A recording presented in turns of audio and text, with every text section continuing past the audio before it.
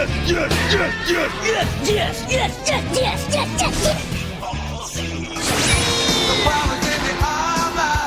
incredible!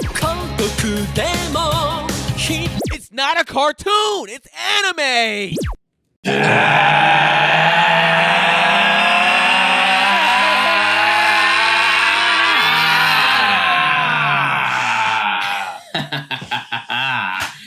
Yes!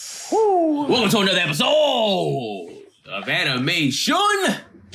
Squad is back, man, like as always. We've been pretty consistent as a team. Yeah. Myself, Brennan. A little bit easy to do Ice, in the Zoom world. Rob. What's up? We out here. Yeah. You know what we do out here, man? We review anime. We review whole seasons. We review movies. We do one-off topics. We talk shit. We make it funny. We have a good time. That's what we do out here in these streets. In these anime streets. All right? Go ahead and say your piece, all right? You already know. You already know. Since, Keenan said I didn't say it with enough confidence last week, so I got to make sure I sit up straight and say it with my chest. This is the greatest fucking anime podcast in the entire world. Thank you so much. I appreciate that. Thank you, guys. That was like telling a joke and it bombed, and you just like... The way he said thank you was so humble that you couldn't help laugh. He was like, thank you guys, good night. You just got on stage. Yeah, I do agree. We are great. And we're reviewing another anime this week. We're continuing with Blades of the Immortal, the 2019 version of Amazon Prime.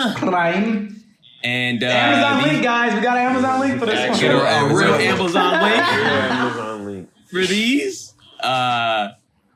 Blades episodes 13 through 16. Mm-hmm. Yeah. Episode 13 through 16, y'all. Hope y'all been following along.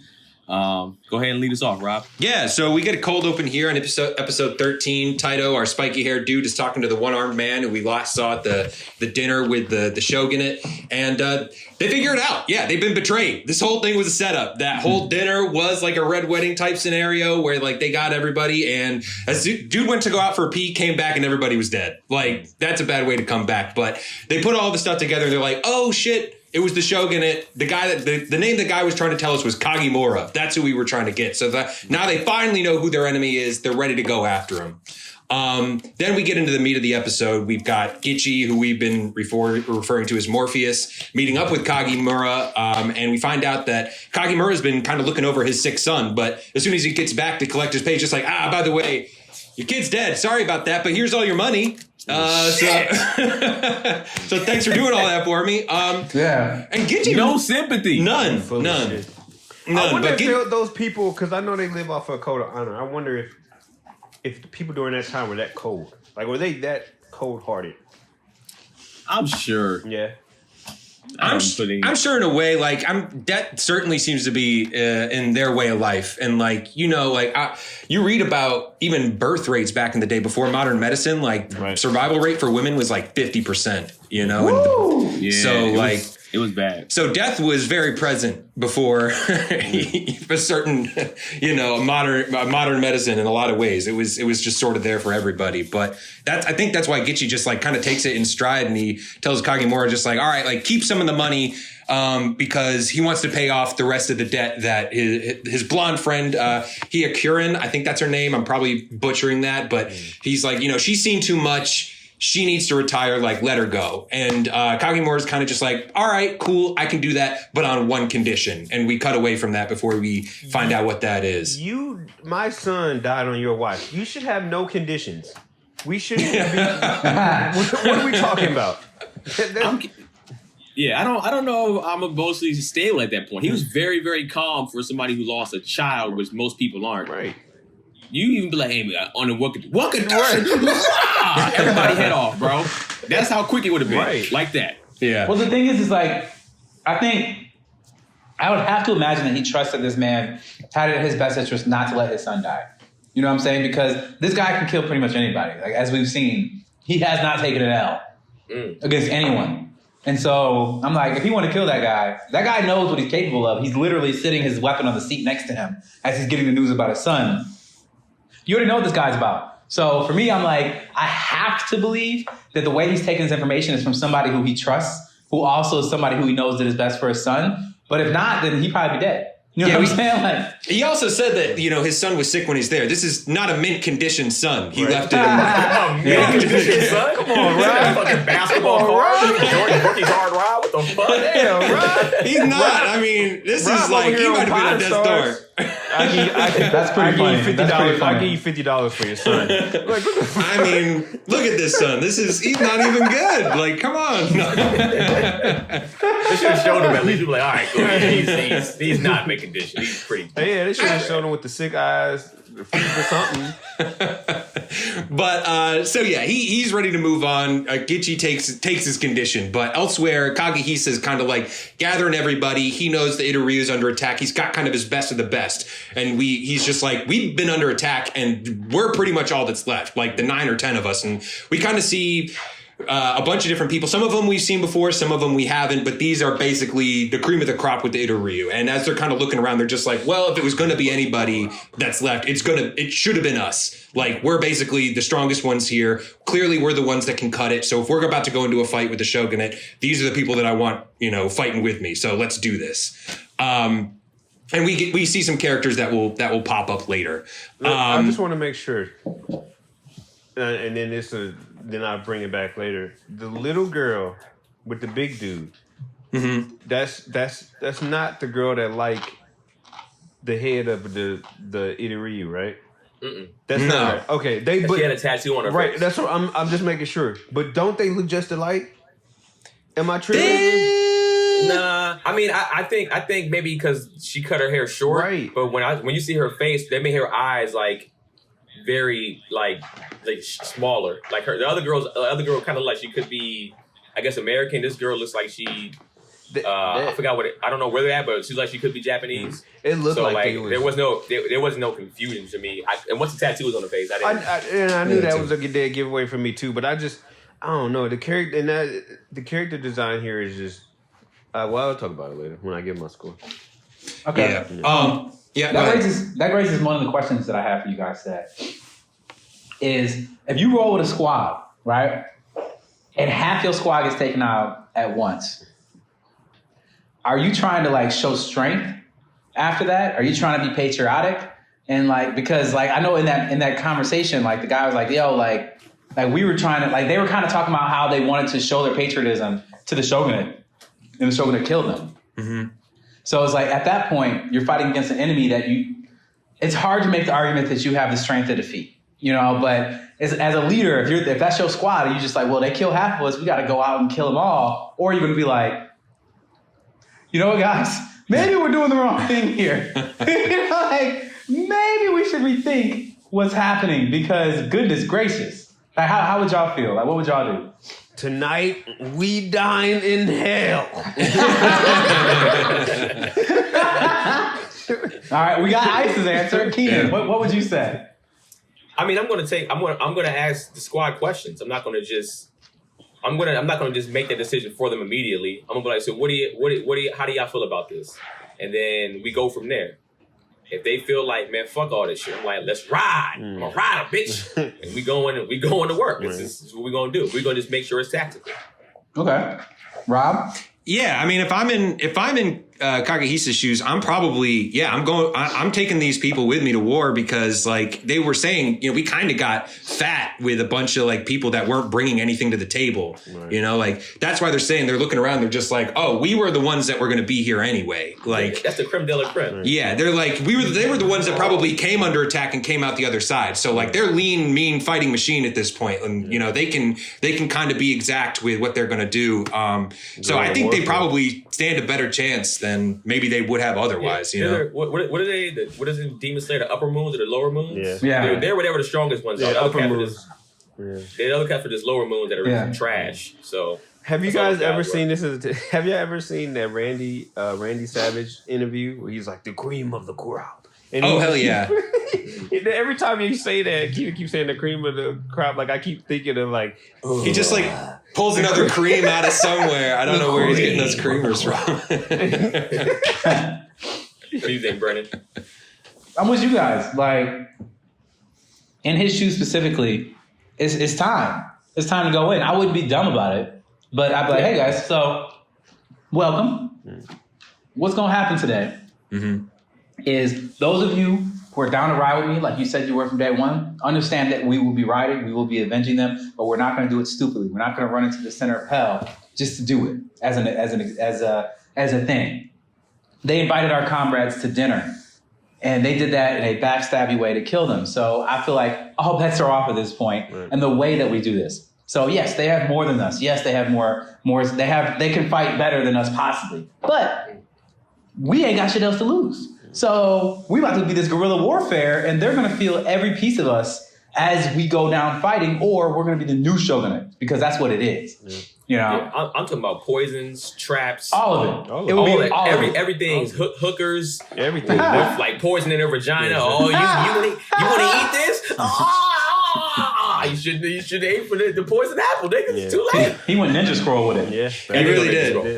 I think that's the way you have to go. If you're small, you have to go that type of way to kill a large army like that. You got to stick and move. You can't catch a head up fade. You stupid, you crazy. Yeah, I mean that's where ninjas kind of came in the first place. Is they couldn't meet the samurai like on the field of battle like face to face, so they adopted that cloak and dagger like sort of way of fighting that was seen as dishonorable because they could surprise, dude in his sleep. Like, a lot of people aren't sleeping in their armor, Honor. At this point, that shit out the window, bro. Fuck that challenge shit.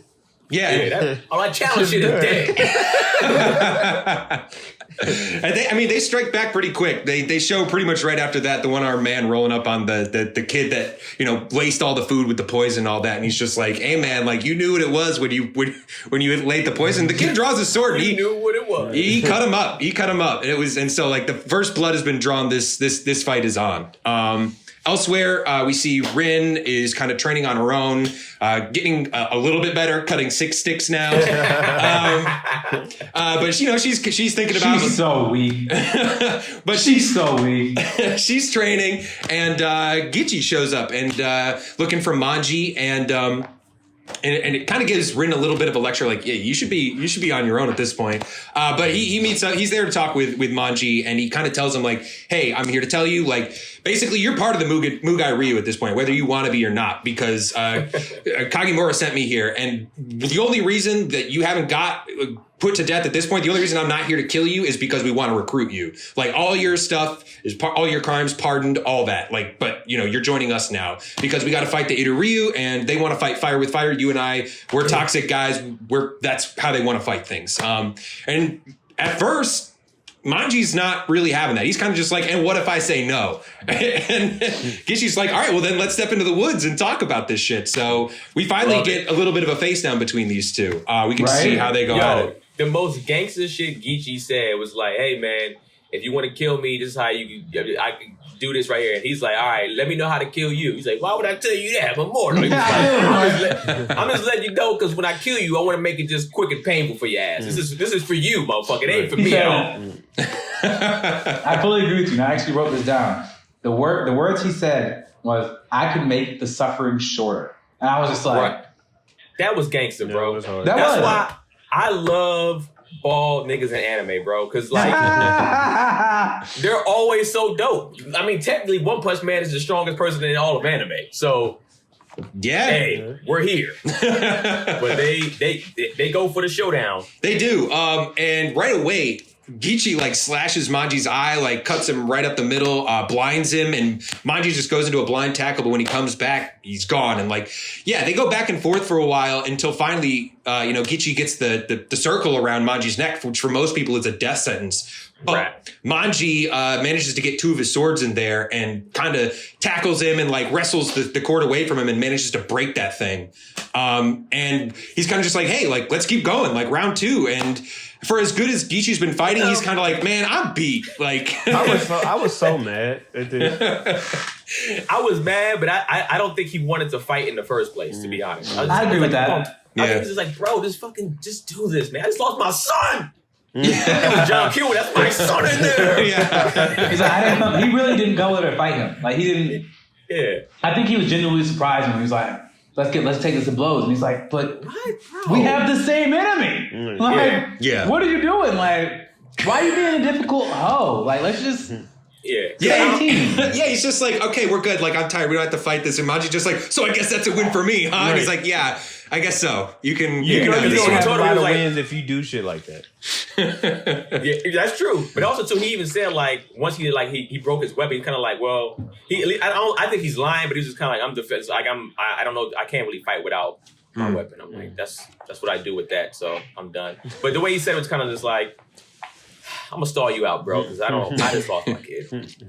Yeah, totally. But at that point, Manji's like, all right, cool. Like, I'll agree to meet with Kagimura. I want to see like who's ordering you around, basically. And Rin stops by at first concerned, but sees everything's fine. So, but elsewhere. Yeah, she was very late. But elsewhere, Kagi he's burning down the Itoryu base. He's telling everybody, like, all right, guys, we kind of fade into the darkness for now. Exactly what you were saying, Brennan. He wants to play it smart. They're kind of fading away, just kind of disappearing off the map. And he's like, we'll come wintertime, that's the time to strike. Is that our war historians, Brennan Edwards and Rob Fonda, is that because we saw this in Vinland Saga too? That's what Thorkill said, is we're gonna chill out till after the winter. Is this an actual tactic that people do in war back then? Is wait for climates to change?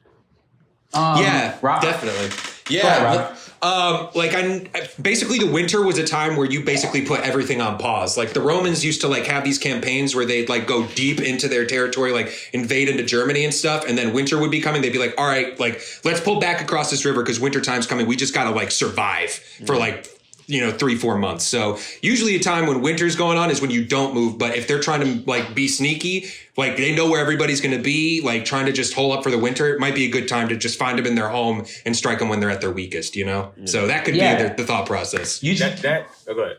No, I said, the way you have to look at it is that like winter for us does not mean the same thing as winter for them. So like, I mean, you grew up in a place that was semi-cold, St. Louis, right? I grew up in Michigan. Yeah, I say semi because I grew up in Michigan and Rob grew up in Syracuse. Like St. Louis ain't as cold as Michigan or Syracuse. This is true.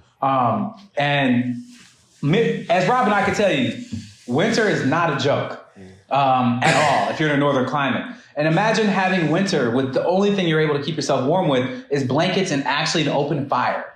It becomes just animal skin. Blankets. That's what I'm saying. Blankets are like fire. That's all you have. There's no central heating. You know what I'm saying? There's no car that you can transport from A to B in that has a temperature controlled cabin. It's like Can't do it. Physically moving from one place to another is you versus the elements on possibly a horse. And so it's just like, that was also cold. So it almost meant certain death. If you're going to say, I'm going to go from point A to point B and it's a distance and there happens to be a snowstorm, there's nothing for you. Like you're just going to die. And so it wasn't so much like a strategic thing of saying, okay, winter's coming, let's strategically bunker down. It's like, no. Winter is the real enemy now. And the only thing we can do to avoid losing this battle is to bunker down and make sure we're in a good place before that happens and chop up a bunch of wood before we have to go out and chop out wood in the cold, get a bunch of food stores and everything. Yeah, everything get food together. because there's no Ralphs or whatever. No, we have to spend the last part of the fall gathering food and wood to survive the winter, let alone go and try to kill somebody else. Like they are no longer the concern, Right. So that's the reason why that at those times you had to do it. It's just because winter was way more serious before we had the technology to deal with winter the way we do now. Definitely. Yeah. As soon as it hits 60 degrees here, it's winter to me. Yeah. I don't get it. And I'm from here, so I'm from LA, so I'm just Keenan has no idea what cold really is. Keenan, I'm not mad at you, bro. Yeah. I wish I didn't know what cold was. I wish I hadn't had the experience. Snow of is not worth it, bro. Snow is not worth it. I know what it is because I've had to travel with my job and stuff like that with stand up, but I'm just like, I'm glad I'm leaving on Monday. Yeah. Like to do a month of this shit. Yeah. I see why people move to this climate. It's crazy when you pull up your thermometer on your phone and this shit say -5. Like that's the the coldest I've ever been in is like -8, and it's like negative, like just. And you feel all 8 degrees. The absence of temperature. Yeah. No, Never heard of that. For me, that was kind of funny because like you're like the coldest I've ever been is -8. And in my mind, I'm like, that's it. Yeah. I know Rob over here is like, yo, like I personally been the coldest I've ever been was in Caribou, Maine, and the temperature was -40 with a wind chill of -57. And I had to be outside all day filming. Oh, Yeah. oh. Did they pay you extra? No, they did not. Okay. Shit. I used to always be like this. I know let's get back to it, Rob. But I used to always be like this, man. Like, I'd rather be in the cold than in the heat. And people just like, where you from again? From LA? Yeah, you know what the fuck you're talking about. Because I'm like, you can't dress for the heat, man. You can dress for the cold. It was like, you can't dress for certain type of, you can't dress for Chicago cold. Yeah. No. You'll see when you go. Whenever you get a chance to go. And you made a good point, Brendan, that wind chill. That wind chill? Yeah. Oh, that shit Lord. is different. Because it's like, oh, it's -5. That's not so bad, right, guys? Like, wind chill -20. It's like, what is your wind chill? That like, wind chill be you out don't know there. what that is. You go outside and it's just like, That wind chill like be out throwing there. ninja stars at your face.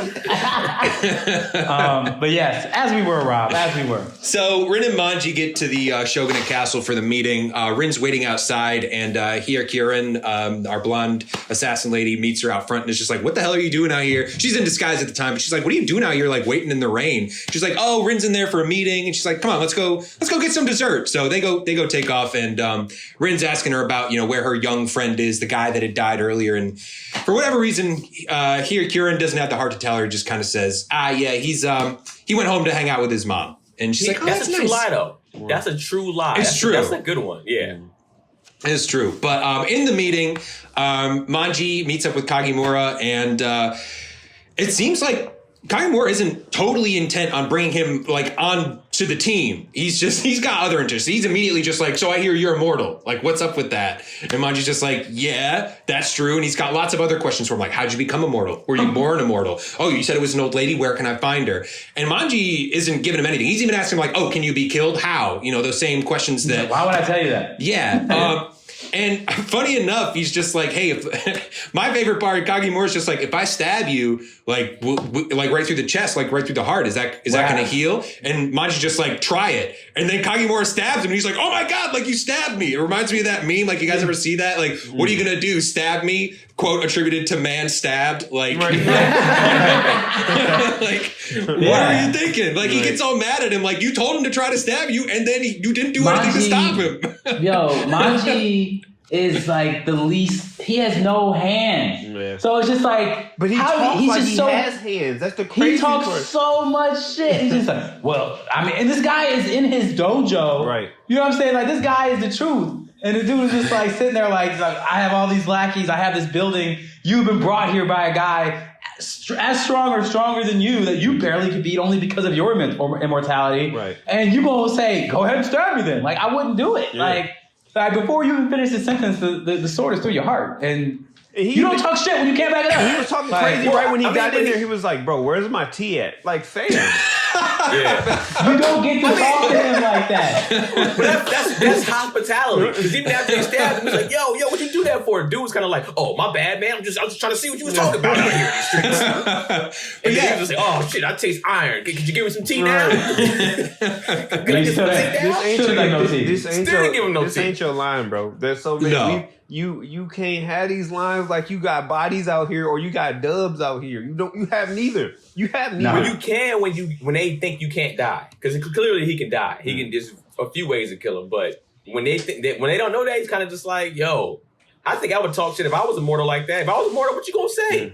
Even after he gets stabbed, he's talking shit. He's just like, "By the way, those 100 men I killed were before I got immortal. Like, you're still bleeding out on the floor, dude. Like, you got the butler cleaning up your blood right behind you. Like, you have no that's room. a tough That'll look." be me. I wouldn't be. I would have better hands than mine because I don't want to get fucked up like that. Right. But I am gonna be talking shit like, "Oh, right through the neck, you bitch ass motherfucker. Oh, I got something for your ass. And I hear this whoop. I gotta talk trash." If I was immortal, I'd do everything in my power to make sure nobody knew. That's what I would do. True. Yeah. Because of what happens next, Rob. This is why. At this point, Kagemura is just like, "Well, now that we've confirmed you're immortal, basically your largest part in this is over. You just got to hang out. But you can. We'll show you some real hospitality now," and opens up the door, and there's like 100 dudes standing out there waiting to draw down. So we cut away from that just to see Rin returning, talking to that same butler, just like, "Hey, I'm here to meet up with Manji." He's like, "Oh yeah, he left about a half an hour ago. Said he was going home or something like that." And Rin just kind of goes back to their place, sees he's not there, checks out some other few places they've been hanging out, sees he's not around. And she doesn't really have anywhere to go. So she ends up going back to her old home, where she grew up. And, it looks like there might be some people, like, I couldn't really tell if she was like, hey, these are my parents' old bed, or she's like, hey, somebody's been staying here. But she clocks that, something's going on in her house. But the episode ends with Manji waking up in the dungeon, just sort of like, oh, what the hell happened? Has a quick flashback to realize, he killed a bunch of dudes, but it was just too much. He was overwhelmed, and he got knocked out and woke up in the dungeon. And just as he's waking up, he's greeted by a doctor that we'll get to know very well over the next few episodes. If you gonna say that I killed 100 men before my immortality, and then 100 men are in front of you, and you do not kill said men, what are you doing? What are you doing? Or at least mow half of them bitches down and be like, all right, something. Right. They got me. They just chopped me down. But I personally don't think that samurai guy who was sitting across from him needed those men at all to capture this guy. This samurai dude has more hands than anyone we've seen in the show. He has more hands to give than anybody else, and he hasn't even really fought anybody. And I'm that was a hand of my lightweight move right there. Right. Hand of my lightweight. That's what that was. His swag is so real. Hey, wait, Rob, what episode was at the end of? Was that 13 or 14? That's the end of 13. Okay, let's get into 14. 13 or 14? That was the end of 13. Let's get into 14. I got some questions, Sway. Yeah, so we're back with Manji in the cell. Kagimura brings down another prisoner, and we meet this doctor named Brando, and he explains he's there to do experiments on Manji, basically to test on him, how far his immortality goes, and ideally to create another immortal body. I got to imagine at some point for Kagimura. And Kagimura is just like, that's a tall order, but you got 8 days. You better get on that quick. And He's a rough boss. Brando starts freaking out. He's like, I don't even know if this guy really is immortal, like you tell me. He's like, oh, I'll show you. And immediately slices Manji open again. He heals back up and he's like, get to work. He could have sliced his arm, his wrist. No, I'm going to give you the most painful blow there is, straight to the chest. Yeah, because what's Manji going to do about it at this point? He tries to attack, but they've got him on like a crank that takes him back to the wall. He's pretty much pinned. But we go away from that for a little bit to see Rin, and sure enough, there are some people staying at her place, and she sees the two of them, and I recognize them immediately as two of the people that had been at that Ida-Ryu meeting. It's this little girl with the face tattoo, Doa, and this big dude, Isaku. At the time, she doesn't know they're Ida-Ryu, but she's kind of like, oh shit! I thought when you saw somebody was actually staying here, you guys would take off, but I guess that's not what you decided to do. And Doa is about fighting right off the bat. When she sees Rin, she tackles her she's got a knife right on her face before Isaku comes over and rips her off and is just like, hey, we don't want to fight. Sorry, we came in your house. We're just looking for a place to stay. We'll be out of here tomorrow. And Rin at first is just like, why should I let you stay after attacking me? And Doa is just she kind of made me laugh. She's just like, yeah, I'm sorry. I'm really sorry. Yeah, please let us stay. Monotone too. I am very sorry. I did not mean to attack you. Please let us stay here. And even then, she can't be too sorry because they wake up the next morning. Rin hears a huge crash. But what the fuck are you doing? In her house, and she comes into the dojo and sees Doa's made a huge wall, and that's what she's like, what are you doing? What the fuck are you doing? She's like, I'm smoking. What's it look like I'm doing? Remember she said early, I guess when they first met, she's like, there's been a lot of things happening here, a lot of bad spirits. Yeah. She's like, I've made this thing because I need to have bad spirits come in, bad spirits come out. So this is how we do in my place. You're welcome. The LA resident in me was like, God damn, she gonna lose her whole deposit. Her deposit is gone. Her deposit is gone. $1,500 gone. Damn. Well, so these people are homeless, and it seems like an enforceable way. I had a question for you guys. Have you guys ever had scrapes of times where you didn't have a place to stay, or are you kind of homeless before? Have any of you guys ever experienced that before? I did some couch surfing when I first got here to LA, but I didn't have to stay in my car. Yeah, I had to stay in my car, but I've had moments where it was very, very close, and it's the most uneasy feeling. Yeah. The most uneasy. It's bad, man. I think have I told y'all that I got out here? That's a long story short. I had something set up. I was supposed to live with my cousin, but I didn't end up doing. I got to his house when I moved to LA, and he said, he was like, the key is under the mat. I'm at work right now. You can just make yourself at home. Got there, no key under the mat. He's like, actually, sorry. The woman that his new girlfriend, he was like, the girlfriend that I had said nobody can live with us, so here's $1,000. Figure it out. Jesus Christ. And are y'all cool to this day? No, not at all. Did you run his fade? Yeah, he's like in his 50s. He's like in his 50s. Oh, okay, yeah. okay. He's I think you did tell me that. Yeah, he's an older cousin. Gave me he said, here's $1,000, get you a couple hotels until you figure it out. Damn. I mean, even at 50, he would have to run that fade. Yeah, I had. Woo! It was an option that seems like it was considered, you know? Yeah. I was like, fam, what? Like, do you not know how much hotels cost? Like, this shit, even if I get some raggedy shit, like, I'm gonna blow through this in no time. Like, what do you? Your only option at that point is a hostel. Yeah. So it was. Yeah. So yeah. I've definitely. I didn't know he was going there with that question, but yeah, thank you for sharing, Ice. Damn. Yeah, me too. I did the same thing like Rob, but I did have to stay in my car for a little while when I first moved to LA. But it was all by choice. I was like, yo, like I know I'm broke, but I want to live in LA. I'm done with this winter shit. But it worked out. So here we are. You didn't put a typical LA homosexual type thing? Which you definitely could have. What is that? Homosexual is when you're homeless, but you smash chicks to stay in their crib so you can have a bitch. No, I never know.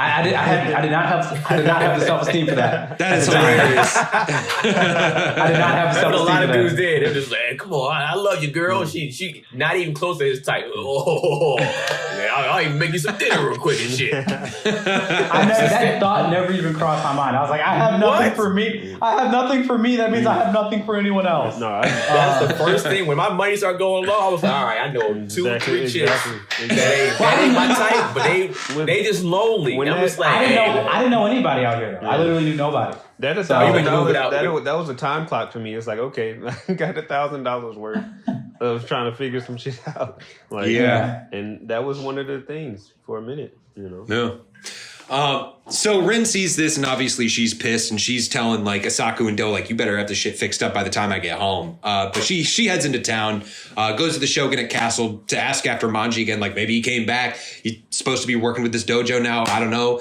But she gets the same answer. The castle's closed. So she goes to find Hyakurin, eating at a restaurant, and is kind of like, hey, can you help me out? Like, I know you got connections there. And she goes, just to check in and see like, hey, is Manji around? But the butler tells her the same thing. Oh, he left yesterday. I haven't seen him, but Kagemura told me to give this to you if you came around. And basically she gets a fucking pink slip. Like, she just opens it up, just like, by the way, Hyakurin, Gichi, as soon as you read this, you are released from service and the Mugai Ryu are hereby disbanded. And she's like, all right, well, that's weird. She meets up with Rin and it's just like, I don't know where Manji is, but he's probably in fucking trouble. Some shit is going down. Like, I don't know what's up, but I gotta find Gichi and talk with him. In the dungeon, we see the experiments are starting on Manji, just kind of cutting him up, seeing if he can heal, how deep he can go. He confirms that, he can even take a head or a heart wound, still recover. But Rin gets back from her errands and sees, they're still there. Like, they said they were going to be gone by the end of the day, but they're still there. They made dinner to try to smooth things over. Got some fish for you. But Rin's just like, so thanks for dinner, but how's that wall doing, by the way? And they just made the whole a feature. They turned it into a whole goddamn door. Like, they put posts up on the side and just like, oh yeah, this is this is a thing for my village. Doa seems very pleased with herself. But Rin will yet to be seen. But Manji and the prisoner back in the dungeon, they're starting to bond a little bit. We find out this dude's on death row. He was a thief, given an option. If you can basically survive these experiments to get this immortal body, we'll let you go. And he's kind of just like, I didn't know what other option I had, so I said I'd take it. This is I guess it's a small chance is better than no chance. And Manji was just like, bro, you believe these motherfuckers? Yeah. Like, come on, man. You gotta be smarter than that. Well, Manji's not too smart himself. But, at least to know that, you can't take these guys at their word. But Rin is kind of talking with Asaku later and is just like, kind of like having you guys around. It's nice to have company, not just sort of living there on her own, thinking about her parents. And Asaku kind of asks her what happens to her parents. And she's just like, oh, the Itoryu killed them. And we don't see what he says to that, but he's clearly shocked and just like, oh, like, I don't know if he didn't know what the Itoryu were about before he joined them or like what Kagehisa was up to before they joined. But he seems genuinely shocked that, they would just kill somebody's parents for no reason. Like, what? Yeah, right. Which seems a little odd to me. So maybe I don't know, maybe he didn't know what he signed up for. But in the dungeons, they do like a full-on autopsy on Manji. Like they give him some stuff to knock him out. And they're all kind of nervous because the doctor's like, I've done this before, but never with a patient that's still alive. And he plunges a scalpel into him and like cuts open his abs. And which you don't have to do with a scalpel. No, but he's just trying to pry him open. And while he's trying to pry him open, the wound starts to close. And he's just like trying to get in there, like pry that stuff open. But then he starts to get like swallowed whole by the body. Like he starts to get healed into it. And everybody starts like, foot on Manji's chest, like trying to rip him out. And they finally get him free. And everybody just starts like saying prayers and throwing up. Like it's a mess. People are freaking out. Brando goes to talk with Kagemura after that and is like, listen, I'm making progress, but not as fast as I need to. I need some help.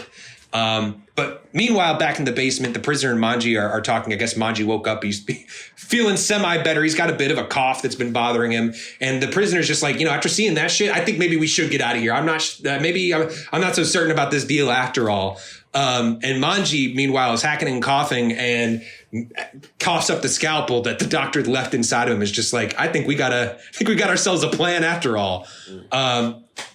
Meanwhile, Hyakuren meets up with Rin and says that she found Gichi. It's just a small scene and says that Gichi wanted to speak with her. We actually never see that scene, so it's sort of a weird addition to just sort of throw that in there. But getting back to the dungeon, when the doctor comes back to talk with Manji and get him ready for the next day of surgery, Manji is pretending to be sick and kind of just like coughing, and the doctor comes over to like sees what's wrong with him. And that's when Manji springs the attack, grabs him hostage style, puts the blade to his throat, and is just like, hey, you're going to let us out of here, or I'm going to cut this dude from ear to ear. Kagemura is right there, pretty soon after that. Oh yeah, go ahead, Brennan. Can I please? This is my favorite moment of the whole show. Go for it. His name is Kageyama? Kagimura. Kagimura, he's just like, he's like, I got your boy, I'm gonna kill him. Drop your weapon. He was just like, all right. And he throws his sword up in the air so that it falls in the perfect place to cut my man free. And then he beats the shit. Then they pull him back up to Kageyami, whatever his name is. I'm so bad at this right now. They pull Kanji back on the wall. All I'm saying is my mind was blown. That's all I want to say. My mind was blown. I want to say you were like, let me talk about this real quick. Hold on. Yeah, I failed it. Oh shit! All I'm saying is the way. Can you imagine how hard it would be to throw his sword up into the air the way he did? That was like one of those bottle flips. Like you just like toss that shit up and it came down right on the exact fucking tip. That's when I knew he was a beast. I was like, all right, he ain't nothing to be fucked with. Before that, I was just like, oh, he probably dope, but no, he is no hoe in any way. He was just like, oh, we're in a hostage situation. I know what to do. He just throws the sword up. It just lands perfectly. He's like, bam, bam, bam, done. All right, get back to work. And then leaves. You know what I'm saying? At this point, didn't he cut off both of their arms? Yeah, because he cut off Manji's arm, which was holding the sword, and then the prisoner's like, fuck it, I'm going to make a break for it, and starts to run, and Kagemura's just like, you're not going anywhere, slices off his arm too. What you just seen, your number one idea was, I'm going to run.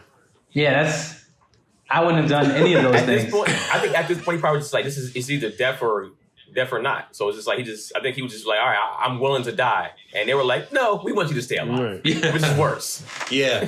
And then this turns into some like human centipede shit with the doctor just like put his arm on him and his arm on him. Right. And they switch that shit up. And like, yeah, he's like, the prisoner's just like screaming as they're like sewing this on and his arm back on. And Barama's just like, as Kagemura's leaving, he's just like, hey, like, by the way, like, it's become clear to me, if we're going to do this, we're going to do more surgeries like this, we're going to need somebody that can cut things very precisely in just the right spot. Just like you just did. Yeah. He's like, that's cool. Not me though. I'm too important. I got somebody for that job. Yeah. Some dude named like Yamada the Beheader. So like, so that's what this guy does for a living.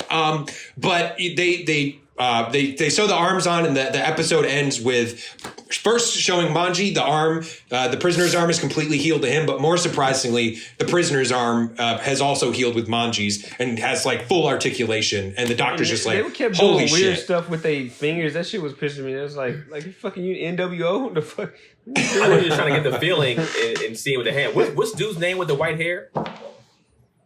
Not this episode, but the dude with the sun thing on it. Sanji, I think. Yeah. I think it's Sanji. So y'all mustn't see the end of the episode.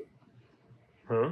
What? The end of 14. If you scroll past the credits, they show Oh, him. I didn't see that. No, he I comes didn't back. see that. That motherfucker's still alive. Of man. course he is. Is that the guy with no hands now? Now no I arms. guess no. You ain't just see out here. Oh yeah, I'm back. No, You bitch ass Yeah. we call that It's like Serena. if you don't see him die, ain't no way this guy's dead. Not a Yeah. chance. It's Not a like chance. I was like, why? It's like 3 minutes, or like it was like 2 or 3 minutes left. I was just like, let me just like look on the little thing, and I hover and I push play, and it's him like, like he's kind of just like, yeah, bitch, I ain't dead type shit. So Oh my Yeah. God. So the next episode starts. No, I didn't see that. So thanks for filling that in. But the next episode starts with the doctor kind of like doing a better, like a little bit more in-depth examination on the prisoner, like kind of cutting him, see if it heals, and it does. So it seems to be like when he put they're his working. hand in there, he pulled it out and it had all the worms on his hand.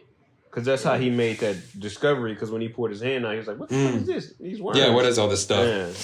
Yeah. But the wounds are healing. It seems to be a successful transfer of power, at least like from arm to arm at this point. And he and Kagemura are talking like, well, we probably got to test this out on all the other limbs too. And the prisoner's like, what are you going to do that like with all of my fucking limbs? And they were like, and the doctor's just like, hey, like, don't worry. Nobody in the world right now cares about your well-being more than me. And as they're leaving, Kagemura's just like, hey man, that was some smooth shit you just said to him. Like, hey, you really sold him on that. And the doctor's like, hey, I was sincere. I mean, maybe not in the same way. We may not be on the same page exactly why, but I do care about this guy's well-being, at least as far as getting his experiments farther on. But soon after that, Yamada, the beheader, arrives in the dungeon. And at first it seems like it's this big dude talking a whole bunch of shit, talking super loud. And they're telling him like, no, you're not here to cut anybody's heads off, just here to chop some limbs.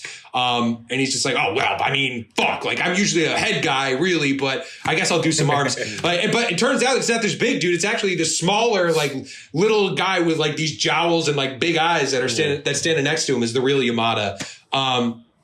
And they bring him into the cell and they want to try some healing. So they start cutting off arms. And then they return the originals back to the owner. Those heal up, without much problem. The only difference is Manji seems to be recovering from these surgeries much faster than the prisoner. Yes. But and at this point, now that the prisoner is coming back, he's starting to trust the doctor. He's like, all right, you do have my best interest in mind. But Kagemura was more just like, you still like, you got 8 days, like you got an arm working, but I'm not asking for an arm that heals. Like I need a whole body. So, keep working. Like basically, he does tell him like it would be too difficult to replace you at this stage, but don't think that I won't try at some point. Right. So they continue with their operations. The prisoner's just getting weaker and weaker and weaker. But the wounds are healing. It's just he's recovering from them much slower. And finally it gets to a point where Kagemura is just like, all right, enough of this shit. Like enough of the small steps. I'm done with the half measures. Like, can this guy recover from a mortal wound or not? That's the test. And the doctor and even Manji are just like, I don't think he's ready for that. But the prisoner's like, no, doctor, like you've done good work. Like, let's just try this out. And Kagemura, just like he did a couple episodes ago, gives him the straight shot right to the chest that he gave Manji, the same one. But when he pulls the sword back, it's a much different scene. That dude just starts spraying blood everywhere, and he collapses, and his eyes go blank, and he dies. And the doctor just gets fucking sick. He loses his mind. He's absolutely immediately, pretty much. So I have a question for you guys. I should have asked a little bit earlier. Have any of you guys ever actually like consistently in your life at any point kept like a journal, whether that be a vlog, whether that be written? Like, have you ever actually done that before? Because the reason I ask is because that's what the doctor in the show is doing. Is we're actually getting a lot of what's happening through his journaling and reading through it. I love it when shows do that personally. It's just like you're getting the journaling thoughts about how it is, and it works really well in a medical reference like this because this is what medical practitioners are supposed to do. So I'm just curious, have you guys ever done that in your life? Consistently, no. No. I had a stretch where I was doing it. But I knew Rob was going to say that. But it's one of those things that like I always start it up and I'll do it for like a few days or a week and then I fall off. You know, I haven't been able to do it consistently over a super long amount of time, except for maybe when I was in like junior high. And I hope that shit is lost to the internet. I hope that I hope that is never found. So I have a gem of a piece of advice. That's a 2-layer thing. I'm gonna say really, really quick that I found is really helpful. Number one. My journaling that I've done before, whenever I did it, I always do it as a vlog, a video of the journal. That's just for me. I don't post it anywhere or anything like that. But that's just way easier and way quicker because that's just my preferred mode of communication is to speak. Some people's writing, whatever. Figure out what your preferred mode of communication is and doing. Because journaling can be something dope if you go back to it. You know what I'm saying? Like I recently listened to some of those vlogs that I did when I first moved to LA when I was still homeless. And it made me feel so good about where I am right now. It made me feel so good. And the second thing is I also learned is you can do something similar like that as a gift to somebody you care about a lot. So for example, Father's Day is coming up. And so what I started last year with my father, I don't know if I told you this, Robert, before or not. I don't think so. So June 21st, in case anybody doesn't know is listening, June 21st is Father's Day. And what I started last year on Father's Day, which I continued on my father's birthday, and I'm going to continue every year on his birthday, Father's Day, and Christmas, is I got me and my siblings together. And we all did a vlog of a specific type of memory that we had of our father. The first one being is like, what is your first memory of dad? The second one being is like, what's your memory that you have of dad from when you were in elementary school or whatever that is? And you compile them and then give them to them as a gift that they get from all their kids. And just like, this moment that I had. This is the first moment I had with you. I remember this. It was important to me because, and you just talk to them about it and appreciate them however you can in that way. And I found this to be really, really dope because it's kind of like what, I hate to reference this person, but as Kanye said is to give roses while they're still alive, is you give people those roses of like how you really feel, what you really remember, and all the things that you would eventually have said at their funeral, whatever that is, you give it to them while they're alive. And then if you ever do make it to their funeral, you play the combination of all of those things to everybody else there as a gift to them because you already gave it to the person and say, this is something I compiled over my lifetime to give this person. Here's all of it. Bam, there you go. Bam. But I told a few people that and they were just like, that's really dope. So I thought I'd share it with you guys. If you made me sit through a 4-hour... It's not going to be 4 hours. No. It's not going to be 4 hours. It's not going to be 4 hours because it's really short. That's the same thing I was thinking too. No, I'm saying all these compiled up until like, let's say he you lives to like 95 years old. Yeah. No, you don't play the whole thing. But I'm just saying you would cut it up, obviously. But I mean, I'm gonna be real with you, Brennan. I had a big bitch loaded up for you, but that is kind of dope. But I had a bitch right here in my hand to just slam right in your face. Like, I keep a journal. I was like, he's a bitch. And I was just like, you know what? That's a cool. That is very cool. My dad's a video guy, so that's a dope thing. So you know what, dope. Brennan? That's pretty dope. I'll take my bitch back and I'll swallow it. The reason I think it's dope, outside of it being sentimental and like being able to really give something somebody you normally don't give, is it's free. You ain't gotta buy nobody shit. Like, yo, I'm just gonna give you my thoughts and I love you. I ain't gotta pay for shit. I ain't gotta get nothing shipped to you. Right. I barely even have to remember to do it. I can do it the day of your birthday because I forgot about it. Yeah. You know what I'm saying? It's like, it's free as fuck. So that's another side of it. But yes, I thank you for appreciating that, Keenan. Always thinking the money part of it, the business side of it. You gave me a good idea. I probably won't do it for my dad because I talk to my dad a lot more. Now I'll probably do it for my mom. Yeah, so whoever your loved one is. Yeah, as we were.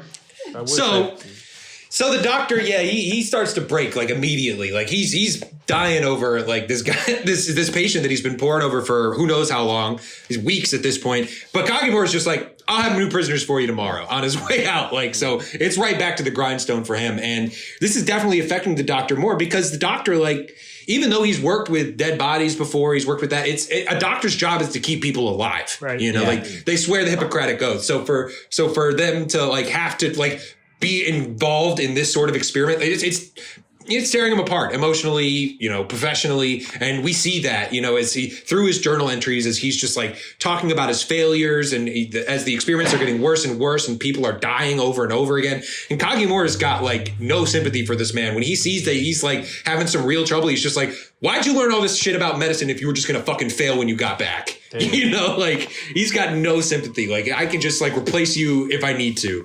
I think that was like reverse psychology type shit that we trying to pull. Like one with the fear thing of like, you don't do this, I'm gonna kill you. So now it makes you work like, all right, desperately in the sense of like trying to get some shit done and get some shit right. But then I think too, just saying that too is kind of like questioning, but he's just kind of like, all right, he's right. I gotta get this right. He's like Kobe in practice, just like, you guys are soft. This is why we're, 12-50 or whatever this season. But it can always backfire. People might not be able to take that the right way. Somebody like you said it to some guys that aren't like headstrong. They be like, oh, you're right. And betray that motherfucker. Yeah, and then they fold and become a different person. I think the most messed up thing that he said, he was like, fam, if you're not finding a solution, you're a murderer. Like, I was like, yo, that is wild. Why would you... Like, that's wild to say to a doctor. Like, you are a murderer of 15 people if you don't figure this shit out. Yeah. But he's just like totally spiraling. He's like drawing fucking shit on the walls. He's and writing with shit. Soy sauce, or if we're lucky, I don't think that's soy sauce. That was blood. That was blood, blood and shit. Something gross. But it's like his eyes are all hollowed out, his hair's growing long. This dude he's not doing well. Could not stand this whole part of this episode. Because Um, it's like white backgrounds, ghostly figures, voiceover, white background, ghostly figure. That was dope. Voiceover. I was just so bored. Keenan, you couldn't stand it because I thought you couldn't stand it because it was scary. No, I was about to say Keenan was going to call you a bitch. No, it wasn't scary. It was just boring. It's for me. It's like they crossed the line into like the, I don't even know what to call it. Like the art. I don't know. There's a certain type of art that's like representative art of a feeling, right? We're gonna go for a feeling, so we're just gonna have this figure and then it'd be distorted against a white background, voiceover. You know what I'm saying? Like for me, anytime I ever see something like that, I'm always just like. All I was thinking the whole time is like, man, they must have ran out of budget because of that sword throwing trick. That took the budget for these stretches. Oh, yeah, shit. that's what it That was. it. We saw the fight between Manji and the guy with the head, the guillotine thing, and we saw the sword throw. Like they had to split a whole next half of the episode, white background, simple figures. We got to figure out how to get there, guys. So after we get that little montage that Brennan's talking about, we check back in quick on Isako and Doa. 7-minute montage, by the way. It was a long montage, but they were in town. They're talking to one of the another member of the Itoryu, this old man that I think was at that small meeting, but for some reason wasn't there when Kagehisa burned down the headquarters, because that's what they're telling him about. They're basically like, Kagehisa burned it down. We're hiding out for now. Wintertime is the time to strike, and the old man's kind of like, to be young and impetuous, kind of thinking back on the old days. But what we see here that this guy is holding on to, that's for their plan for later and ends up being super important, is he seems to have maps of the castle itself and some gunpowder. But back in the dungeon, we're only there for a quick second. Back in the dungeon now, Brando is, he sneaks up on some guards that are just like, hey, is that doctor even showing up for work today? Like, what the fuck is going on? He shows up behind him and is just like, hey, bring in prisoners, lots more prisoners, and I don't want to fucking know their names. This guy is totally lost it at this point. He sound like a celebrity, like more bottles, more bitches, just bring him in. Bring him in.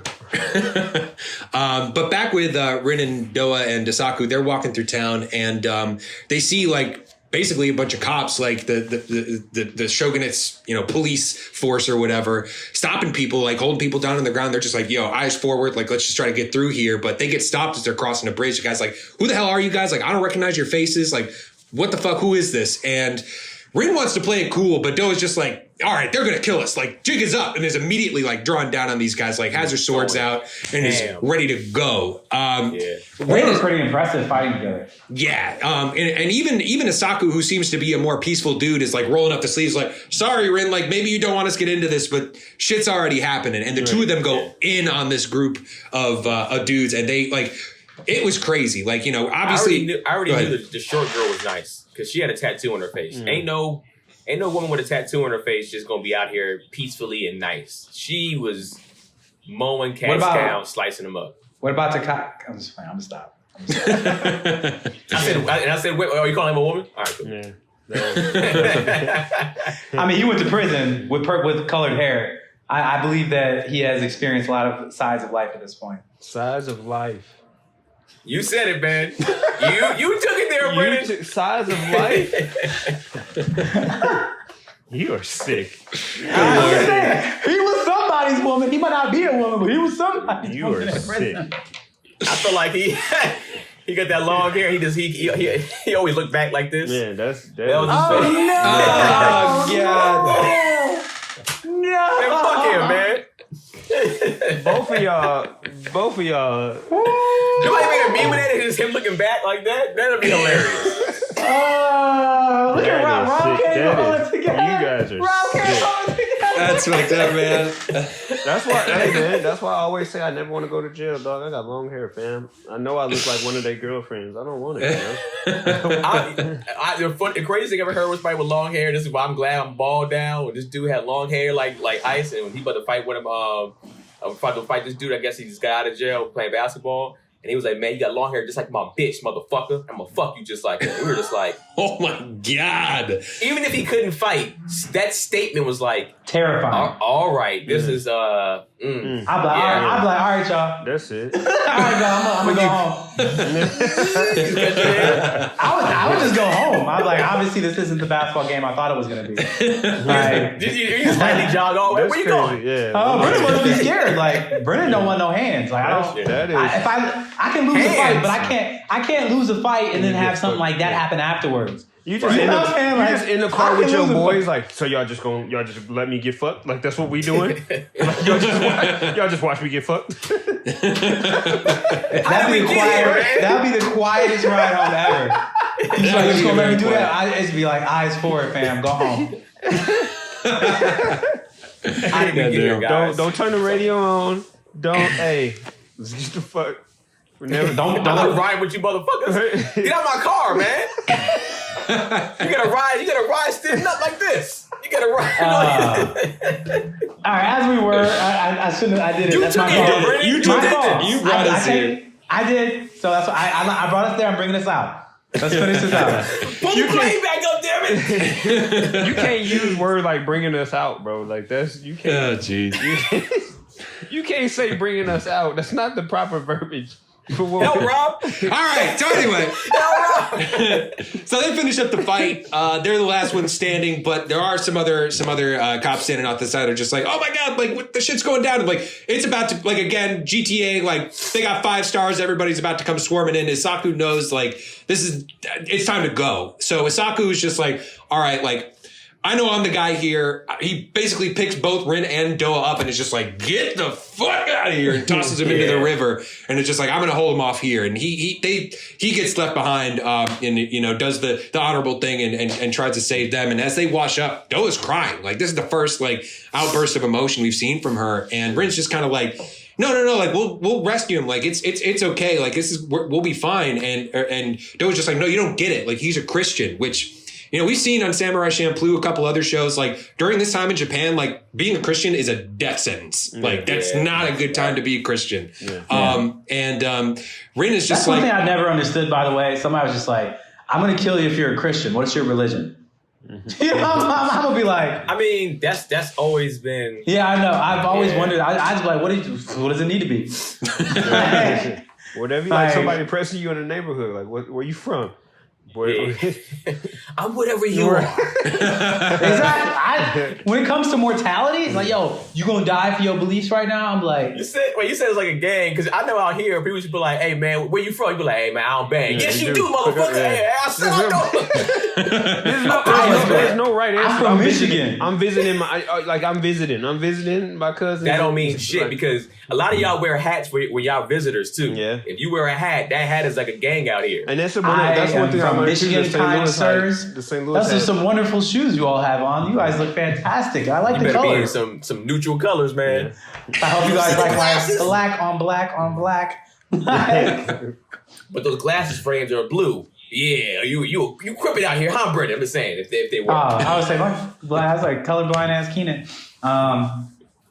But I'm sorry, I didn't. yeah. mean to interrupt, So Doa's in despair right now, but Rin gives her a pep talk. Is just like, I mean, come on, you're Itario, right? Like you can solve this problem, right? And Doa's kind of just like, yo, you knew? And she's like, yeah, I knew you guys were Ryu. Like, basically because Doa reminded her of Kagehisa. I think that's what she was referring to. Like, oh, you reminded me of somebody that I knew you must have been part of that. Like, so if you guys if you are who you say you are, like, we can get to the bottom of this. So they decide to take matters into their own hands. But the episode closes back on the dungeons. Brando is just, at this point, killing people by the dozens. Yeah, he's just going off. You know, the assistants are throwing up, totally losing it. But meanwhile, Kagemura and Yamada are standing by with like arms crossed like proud parents, just like, look at him go. He's really out there doing his work. And Brando's just at this point, you're like, more. We need people with better blood affinities. Like, let's get him in here. At this point, is he like covering their heads too, so he's not even seeing their face? He hasn't done that quite yet, but that does come up soon. Okay. Yeah. Whoops, my bad. No, it's all good. So the next episode, the last one, episode 16. You know, we're still in the basement. Patients are dying. Brando's going crazy. But we do get a short flashback with Doa and Asaku, kind of showing how they met. You know, they helped each other survive. It shows why their bond is so deep. You know, they've saved each other multiple times. But back in the present, Rin and Do are making their plan to try and to rescue him. So they're scouting out the castle, trying to, you know, figure out where he could be. They don't see him, but they're just like, let's watch where you know, Kagemura is going. Like, you know, if he's not going where he should be for his duties, like he's probably that's where your dudes hold up. So, but we get there's another flashback where, you know, they're kind of saving each other and more adventures on the road. And before they set off to where they are now, they were basically like, let's eventually like find a place of our own. You know, that's what they were looking for. But somehow they wound up with the Itoryu. Instead of finding a life of peace, that they found a life of more bloodshed. But with Kagemura, we see that he's a father. His son shows up, you know, who's, you know, ready for his training and education. I'm sure that'll come up. But is kind of just, you know, oh shit, like we see he's got a family of his own. So there is a human side. It kind of reminded me of, you know, what's his name? The guy with the eye patch from Full Metal Alchemist Brotherhood, the Führer. The fact that he's you know, he's trying to live this double life a little bit, even though, you know, it's not quite so. He's living a double life with his wife. Which sin was he? Wrath. Yeah, he was Wrath. But so she's you know, scouting them out, and when they get back to their place, you know, they'd split up. Rin hadn't seen where Doa, you know, she was watching the front door. Doa went off on her own. But when Doa gets back, she's like, hey, I heard something. You know, they were talking about doing immortality experiments, you know, so something is going on there. And, you know, Rin is, so then they know, well, not only is Isaku there, but Manji is also still there, even though they told her that dude left a long time ago. But Doa has another moment of weakness here where she's crying because she's just like, you know, I needed Isaku, like he was the strength, like with him, like we were gruesome twosome, you know, like just me on my own, like I'm not strong enough. You're weak, like you're not gonna help me. I love the shot out of nowhere. Like we can do something about it. It's like not with you, you're too weak. Like what are you gonna do? It might be on that meme for the girl from Blackish. She's like, yeah. So, but you know, they got the tools they got. So they continue the operation, and they're spying on some castle guards, and you follow them to where they're bringing some bodies, and find that they've got this huge pile of bodies just rotting that they're dumping over a cliff. And yeah, it's like, and they're just like, what the fuck is going on here? But they managed to follow him back and find a secret entrance that leads into the castle, that, you know, the back door, if you will. And Doa is immediately like, oh, I know who we got to go see for this. And they go raid that old man's shop and take all his maps and explosives that they had been saving for the wintertime. So I guess when Kagehisa is time to strike, the plans have already been thrown out the window. Right. But meanwhile, inside the castle, Kagemura is, you know, eating his lunch when he gets brought a letter from Barando, and it just has one word written on there: success. Success. But you see how it was written all sloppily, and he's insane right now. Right. He's crazy. Yeah. So Rin, knowing that they're about to go in on this castle, they know they're going to need help. So she goes to talk with Haikurin, and it's just like, hey, if you got fired, maybe you can help us get revenge on these dudes. And she's just, you know, this is a woman's mission. You know, like Gichi told me everything that happened to you. So we find out that's what Gichi told her. I guess that, you know, basically everything she endured after, you know, Sanji showed back up. But what that implies is that after all that brutal and sexual assault, Haikurin's pregnant. And she shows up to talk with Gichi and is kind of just like, See, I mean, I'm not exactly sure how she's approaching him at first. She's kind of just like, you know, what are you doing out here? Like, all drunk still. Like, dude just lost his kid, so that's probably why he's drunk. Right. He just lost his kid, lost his job. What are you doing? Yeah, and she's just, you know, she's obviously in despair herself and doesn't want to have this kid, and, like, lifts this huge rock above her head and is about to, like... right there. She's just like... I'm about... That's abortions back in the day. That's how you did it. You I mean, yourself just threw yourself down down the stairs or something. You know, they didn't have. It's. I mean, that's it's a real thing, man. That's a real thing. It's. Luckily, he stepped in or stopped. Just be like, whoa. Yeah. Over there, arugin in your damn stomach, like. He slapped the shit out of her. Yeah, he smacked her. But yeah, I don't ever condone hitting women, man. I think it was necessary in that moment. I'm just going to put it out there. Well, he just says like, "Hey, how like if you kill this child, how are you ever going to look your children in the eye like whenever you meet them again in the afterlife? Like you can't do that. Like have the child, and I will raise it. Like I get why this would be too painful for you. I will raise the child." You know how deep that is? Yeah. I don't even think about something like that. I don't think about the afterlife like that much like that. So just imagine saying that to somebody and you're like, yo, and you just see I almost said some shit that comedians would get and understand and laugh at, but I'm not going to say. Brendan's back there. Brendan over there thinking about life. He thinking about certain things right now. You already got one kid with his chopped in half. You see him, two halves of him in the afterlife. Mama! It's like, come on, man. You gotta do they? I'm sorry. In heaven, do you get your whole body? Like, what do you like?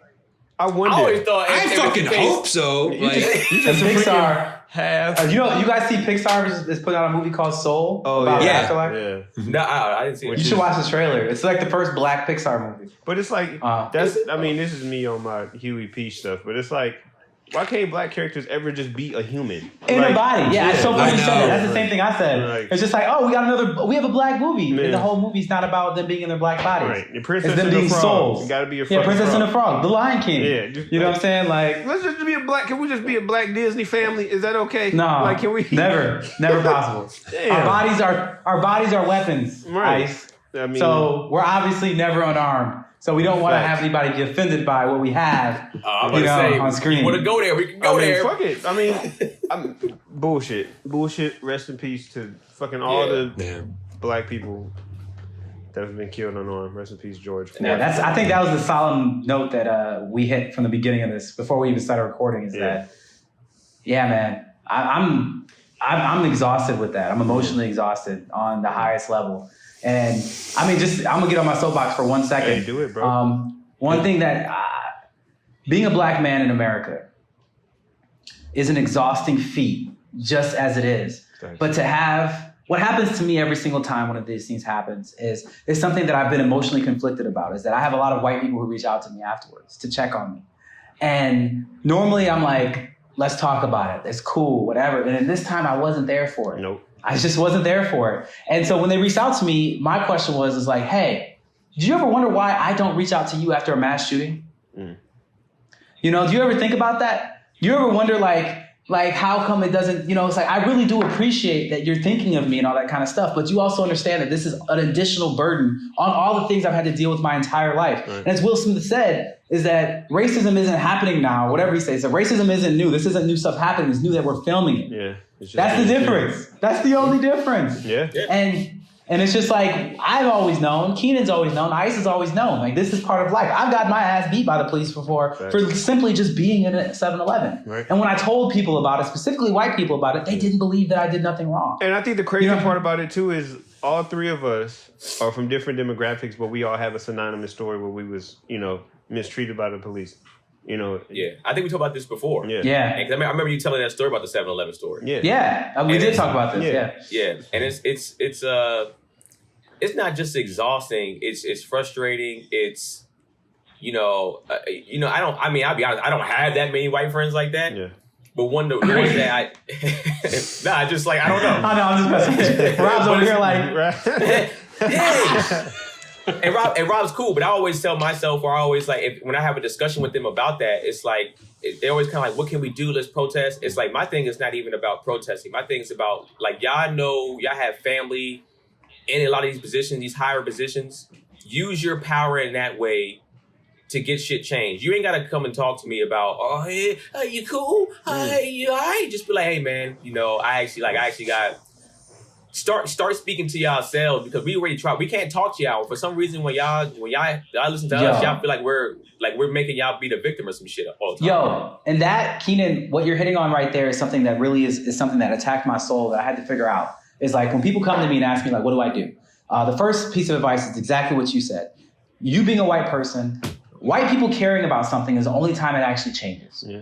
If you look at the civil rights movements and all those kind of things, they attribute those civil rights movements to the black people marching on Washington and Dr. Martin Luther King and all that. The real change didn't happen until the regular middle-class white person was sitting at home trying to eat their dinner and lost their appetite because they're seeing human beings being beaten and attack dogs being sicked on them and being hosed down. And they didn't want to see that anymore. Yeah. So they said, that's not cool. I don't want to see this while I'm trying to eat dinner. Let's change this. This shouldn't be happening. I can see this now. We should change it. That's when things changed. And so, I'm sorry, guys, one thing. That's when things change. And so for me, when people ask me, like, what can I do? It's exactly what Keenan just said. It's like, when you see injustice, erase it, because I can't be the one that changes this. Only you can be doing that. And the second thing is, honestly, follow Sean King on Instagram and Twitter, because this brother gets on, puts himself out there, but he doesn't. What I love about what Sean King does is that he doesn't just talk about what's happening. He says, here's what you can do. He gives you phone numbers to call. He gives you emails to deal with, to be able to directly affect what injustice that was seen and has seen results from that. The reason why we have these people got arrested for killing that young man that was just jogging in the neighborhood is because someone like Sean King puts the number of the district attorney out there and says, everybody call his office until they do their job. Right. You know what I'm saying? So if you want to know what to do, follow Sean King. He gives you real, actionable things that you can do that are actually changing things. So that's it. That is the lowest hanging fruit. If that's what you want to do, if you just like make some phone calls, feel better about yourself, know that you did something, have those uncomfortable conversations with those in your family that you know you don't want to talk to about it because you know you disagree. You need to have those conversations. Yeah. You know what I'm saying? Because if you're not having them, someone like me being a black man, it never comes through because it's like, well, black people are always sensitive. He's just an angry black guy. He believes that he's been wrong, blah, blah, blah, blah, blah. You see race towards everything. It's like, yeah, I see race in everything because race is affecting everything that I do for my entire life. You have no idea what that means. I think soapbox time. And I just want to make a couple points and we can get back to it. It's just like, one, just to piggyback on your first point is, Roy Wood Jr., he has a great joke about this, and it's like when the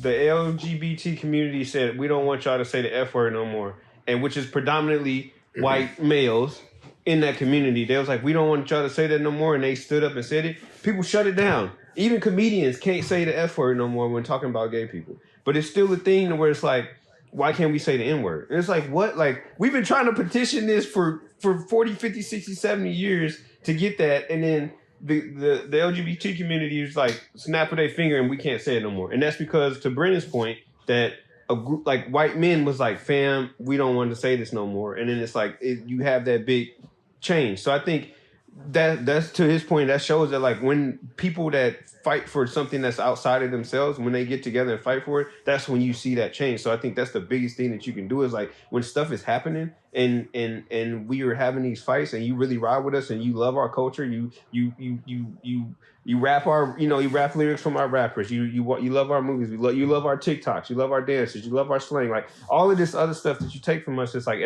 one of my favorite sayings is everybody loves to be black until it's time to be black. Like right now is the time to be black. Like your ass is over there doing the Tootsie slide, like you need to be sliding your ass into some fucking Justice DMs and trying to figure out like what you can do to support us. And I think that's the biggest thing. And I think also too, this is my second point, and I'll leave it, and we can move forward. It's like I got in a discussion or a debate with somebody talking about like white privilege, and people was like, "Well, I'm poor. I grew up poor. I grew up in a trailer house. Like I don't have white privilege. Like white privilege is not like a financial thing. White privilege is the fact that no matter how poor you are, you can walk into a Walmart or any store and somebody's not going to follow you around. I don't care how rich I can be. I can pull up in a Lamborghini. You can pull up in a freaking bicycle like Homeboy did for Brennan's Postmates. And we go in there at the same time. You can come in there raggedy, wife beater tee. I'm suited up. they still gonna follow me. They still gonna be like, you need anything, you need anything, you need anything. And then that white person that's probably doing, that is, don't not have the, the financial, financial abilities that I have is not gonna get followed around. So I think people need to kind of break that mindset of like, oh, white privilege doesn't exist. And I just feel like that's unnecessary. And I agree with the sentiment that there is an inherent privilege to being white, very much so. And when you have the white community coming together and saying that something's changed, and that's what my whole point, like you were saying, and reiterating, is the same. But just to play devil's advocate, as somebody I know is listening or whatever, to Ice's point, what you were saying about the F word versus the N word, you're right, it did stop. And it did stop because the LGBT community came together and said that it should stop. But I think it's kind of apples to oranges with the N-word, because it's not like LGBT people going around calling themselves that and making songs with that word that they're distributing to the masses with that word in it. Like, they stopped saying it and said, we need to stop saying it. Whereas black people... Did they stop saying it? Yeah. I'm just saying... The ones that I know, they still say it. All I say is, to the extent of where we are when it comes to the N-word, is that, like, literally it's in almost... It's heavy in our culture, and our culture is the most watched culture there is in the world. That doesn't give you an excuse, because at the same time, it's I'm not saying that they should be able to say devil's advocate. No, I'm just saying I'm playing devil's advocate in the sense of, I'm not saying they should be able to say it. I don't agree with that. All I'm saying is it makes it a harder argument to make. It's saying, like, we're going to say this a bunch and say it in a really catchy, awesome way all the time on the music that you really love, but don't you dare say it. No, and then LGBT, that's perfectly fine, just because... And then the LGBT community, all I'm saying is there isn't that side of it. That's all I'm saying, is that there's not that side of it where it's just like, yo, when I was listening to that gay song the other day, you know what I'm saying? That's all they was saying was the F thing, and it's my favorite song, But that's so. I mean, I'll be honest. I don't ever like to compare. I think ours is. It's different. That's what I said, but he compared. I can't. Yeah. That's what I'm saying. All I'm saying is, your point stands good alone. You don't need to bring in the F. I don't recommend comparing the N word to the F word. I was using it as an example of one thing that when white people got, like, in recent memory, when white people, and it was like, say it was a joke from somebody else who felt the same way. It's like when white people got behind something and they said, hey, let's stop doing this. It was immediate. You know what I'm saying? We've been trying to tell people not to say it. No, I mean, I get what you were saying, but you see what I'm saying too. It's just like, that's a joke, not like a real debate point, because they're so different. That's all I'm saying. Well, yeah, just quick, and we'll get back on. Another way, just also to, like, support, like, when you start to boycott things in a sense of, like, all right, since we spend so much money as black people, we spend the most money in this country. It's not even close. We have buying power. It's like in the trillions, somewhere like that. Yeah, we spend everything we get. Yeah, it's like liquid money. It's what they literally call it with black people. And it's like, if we start either boycotting those companies that support quote unquote Blue Lives Matters, and I mean, you can bankrupt a company, and they speak green more than anything. You can bankrupt a company and destroy their ass, and then put that money into black owned companies and boost them up, so we can have our own versions of quote unquote, I guess, a Walmart, so we don't have to go to theirs anymore. You know what I'm saying? We've had stuff like that with, Black Wall Street, Tulsa, Oklahoma. So it's like, that's another way you can do it if you feel like, cause some people feel like it's the only other way is violence. People feel like this is loot, stuff like that. It's like, that's another way I think we can do it, but we got to get on one accord, because it's like, honestly, I don't want to put, I don't believe, I feel like at the end of the day, I can't sit there and say white people going to do that for us. This is, I feel like we got to figure out a way to do some shit ourselves, because if we don't, nobody's ever looked out for us as a people like that. So it's like, we're going to have to come up with ideals and morals and ethics and rules for our culture and our people to be like, all right, this is what we got to do and how we support each other and how we do things and how we got to start policing the police if that's the case. But back to you, Rob. Back to you, white guy. What do you have to say? You got to headline this shit, motherfucker. You got to figure out how to follow Dave Chappelle in this bitch. One thing I did want to say before, Rob, I'm not in any form or fashion trying to attack the gay community. It was just a example of sorts, because which I still stand on 100%. Yeah, but I'm not. I just think of Brennan being like, ICE Ice is homophobic. Yeah, because I wanted to say that because I'm not at all. I just wanted to bring a recent example of such, of when, when there was a turnaround. That villain saga time you did. Oh, yeah. But So anyway, it is the day of the attack in the show. Rin and Doa are getting ready to go out, and Doa is just like, hey, like, we're going into the castle today. We're trying to do what we got to do. Like, I'm probably going to have to hurt some people today. And Rin's just like, yeah, totally. No, we're on the same page. Like, we're good. But they, as they get to the castle, there's a whole riot going on, like, outside the main gates. All these women and children are showing up, like, where the hell is my husband? And it's getting out of hand, Mr. like, Samurai, real Mr. quick. Samurai. Yeah, like one dude, like it's starting to get to the point, like one of the dudes inside the castle, like says to one of the guards outside, like just kill one or two of them and they'll fucking get out of here. Like, but before it can get to that level, like Hayakurin steps forward and is just like, hey, let's all like calm down. Like they just want to know where their husbands are. Like they look at all these. So her contribution seems to be like some sort of distraction. She's trying to keep everybody like their attention out on the front. While Rin and Doa are getting inside, which they do. They manage to get inside. Doa just jumps on one dude, like puts her like sword right through his mouth, and they're in. Like they're cutting through everybody, mostly Doa. But it all works. And they're getting in, but like they don't get too far until I don't even remember who it was. Somebody steps on a trap, and like a net comes down and traps them both. And the guard comes in and is just like, all right, well. I was surprised at this point that he was even considering letting them go. But he's just like, oh, like, well, you killed a bunch of our guards. You snuck into our base. We'll give you 50 lashes. And if you survive that, we'll send you on your way. And Rin, knowing that Doa is really the one that's the fighter, is like, all right, well, I'll take all of them. Like, just give me all the lashes, let her go. And, like if I can, and he's like, all right, like, sure. But he's going hard. And even his dudes are just like, you're going to kill her if you keep doing this like 100 times. And them lashes was like, that saying, shit was huge. Like, what was that big ass? I don't know, some sort of like cudgel or club. I have no idea what the hell that was, but he's just like, oh, we're underground. Like nobody, like there's no eyes down here. Rules, There's no rules. And Doa manages to like use her feet to like grab one of the swords, like kicks it up. This is my favorite part. Cuts her bonds and just like goes through these dudes. Yeah.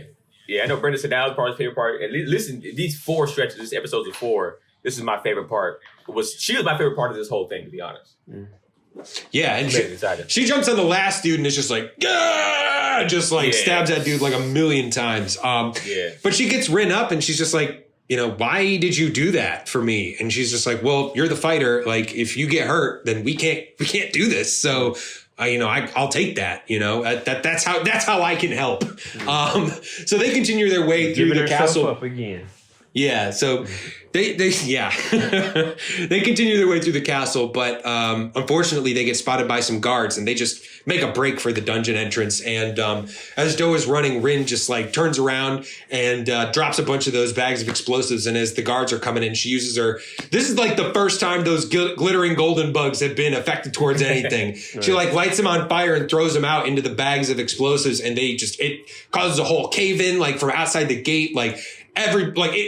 The whole place is rocked. There's smoke. Like everybody hears this shit. Kagimura is just like, oh shit, there's people inside the base. The women outside are like, what the hell is going on?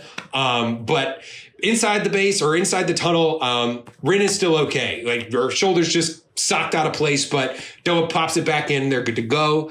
And they're heading down into the deep when they come across some dude.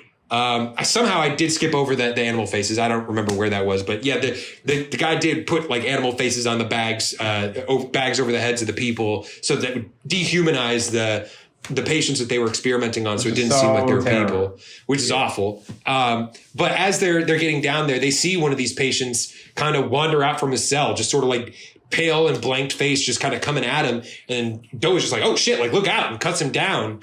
And as they're kind of talking about it, the guy just gets back up. Like it's full zombie mode. Mm-hmm. And then like 20 more of them start coming out of the cells. And they're like, we don't have time to fight all these guys. We just got to get through. So they just start charging through the crowd. They get to another cell where they find like a bunch of just severed torsos on the ground. And unfortunately, as they're looking through the bodies, they see one of them with the bag over their head also has a cross necklace. And the body belongs to Asaku. And Doa just can't go on. She's just like, I need a minute. I need some time. So Rin is just like, I understand. Like you stay here and I'll go deeper on my own. And she leaves Doa there with Asaku's body and goes deeper into the dungeon. And that's how the episode ends. So we're wrapped up. 16 episodes. These 4. Brennan, going first.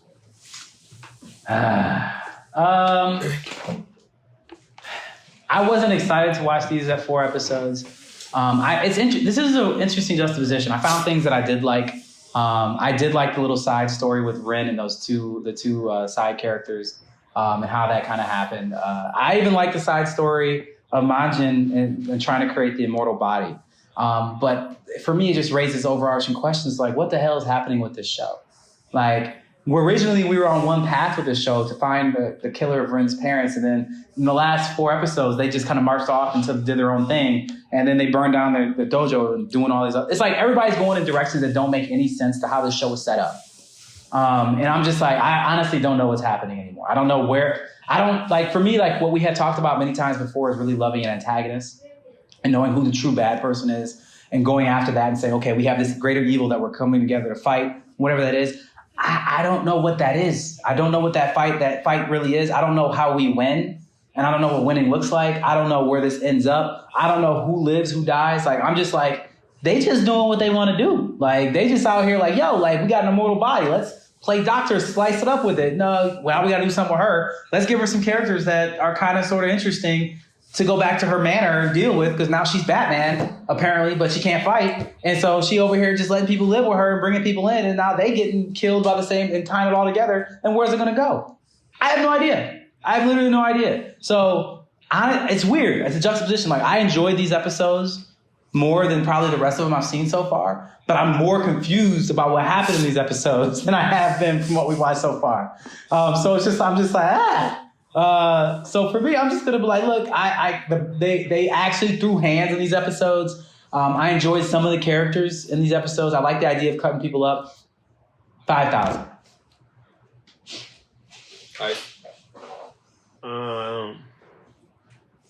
I don't know.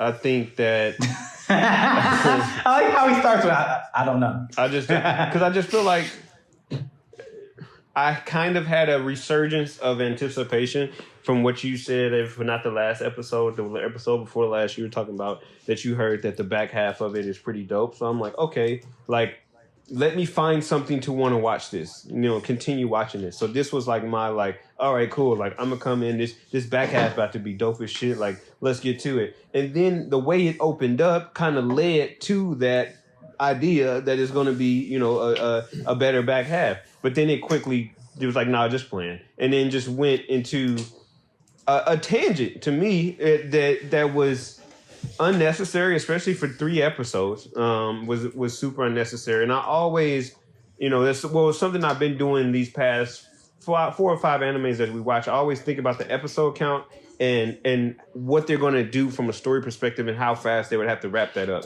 That's something that I consistently say throughout these past couple of animes. Is like, we only got 8 episodes left, 8 or somewhere, 8 or 9, somewhere like that. So it's like you introducing all of this stuff in late in the game, and you got to wrap it all up here come these these last 8 episodes. And I don't know if they're gonna get a season 2 or whatever, but it's like still you like, okay, well now this is this wicked ass doctor. We got freaking Igor now over here, trying to find the solve to immortality. One thing I will say, fucking Vegeta needs to watch this fucking show to let him know that, like, being immortal is not all what it's cracked up to be. But like, I just don't understand where they're trying to go, and it feels like they needed to fulfill the episode count, so they did this. Like, and which is cool. Like, I wasn't bored to death, but at the same time, it's just like none of this was really necessary for a 4 episode stretch. So overall, like, same, I'm at a 4,800. Rob. Yeah, I mean, I think I'm in a very similar place. I think Brennan said a lot of the things that I was planning on saying, that I found myself enjoying parts of this stretch. Like, I thought it was interesting what they were doing with the characters, but when I considered what that meant as part of the whole, I was a little confused about what the show is about in general. And so even when it's good, it feels a little bit like Stockholm Syndrome. So I don't know. There was stuff to like this stretch. It reminded me of other things I've enjoyed. You know, it's just I don't know. You guys said a lot of what I was planning on saying. I agree with a lot of it. I think it is showing a little bit more promise to me in this back half. But my biggest complaint is that you shouldn't have to get through half of the show to get to the part that I'm like, but this is the stuff you got to see. Right. You know, like there's so much content out there that for you to watch 12 episodes to get to the good part is like, It's bullshit. that's a lot to ask of somebody in this day and age. But so I don't remember what I gave last week, but Brennan took the number out of my mouth. I was going to say 5,000. It just feels like a grind. Yeah, I feel like sometimes when you have a show that's 20-something episodes, they feel like they can take their time. And then when you have 12 episodes, kind of like, all right, we got to cut out a lot of the fat where they should be thinking that. But it's... These four, for me, I see what y'all were saying. I was watching it, and I love the girl with the tattoo on her face. I thought she was super dope. She was like the highlight of this whole shit. I did like Manji and what's the dude with the ball? My Morpheus name again? Oh, Geechee? Geechee, I always forget his name. Geechee. Shout out to... I knew they wasn't going to fully go to war, but I kind of did like that interaction. Mm-hmm. I'm going to give this a strong 4,000. And here's why. This shit could have been 1.5, 2 episodes. Yeah. I was just like, bro. Yeah. I don't care anymore about this motherfucker trying to find out like how immortal he is, nigga. Like, just we get it. Yeah. You gonna dissect them, Yeah. you know, do that for half an episode. Yeah. You can show that you went crazy through a time lapse, and then you finally success. The episode is finished, man. You didn't have to. And then I guess what pissed me off the most, episode 14, like I said, they showed dude the sun thing at the end. I know y'all didn't see it, so y'all anticipation's different. So my anticipation's different than you guys. I see him, I'm like, oh, they gonna make this motherfucker immortal. Yeah. They about to give him an arm and both of his arms back. He about to reattach them bitches, which can still happen. So, but I'm sitting there, y'all wasted 3 episodes. You didn't even bring him back in. Yeah. Who's the director? Run that fade. Yeah. Director, That's the how I writer. felt. On site. On site.